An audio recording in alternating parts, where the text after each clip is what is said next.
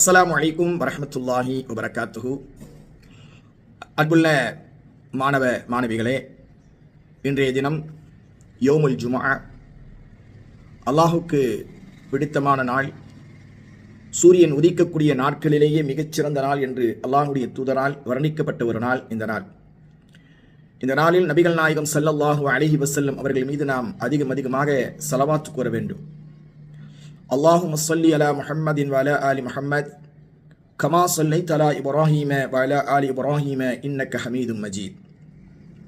அல்லாஹும்ம பாரிக் அலா முஹம்மதின் வ அலா ஆலி முஹம்மத் கமா பாரக்த அலா இப்ராஹீம வ அலா ஆலி இப்ராஹீம இன்னக ஹமீதும் மஜீத். நாம் ஒவ்வொரு தொழுகையிலும் அத்தஹியாத் ஓதிய பிறகு இந்த ஸலவாத்தை ஓதுவோம்.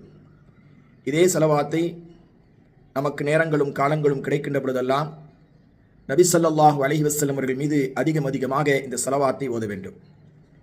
இந்த ஸலவாத்தை ஓதியதற்கு பிறகு நாம் அல்லாஹ்விடத்தில் அதிகமாக நம்முடைய பிரார்த்தனைகளை அல்லாஹ்விடத்தில் கேட்க வேண்டும். அதில் மார்க்க கல்வியை படிக்கக்கூடிய நாம அல்லாஹ்விடத்தில் இப்படி துவா செய்யுங்கள். அல்லாஹும்ம இன்னி அஸ்அலுக இல்மன் நாஃபியா, அல்லாஹும்ம இன்னி அஸ்அலுக இல்மன் நாஃபியா வர்ஸுகன் தய்யிபா வ அமலன் முத்தகப்பலா.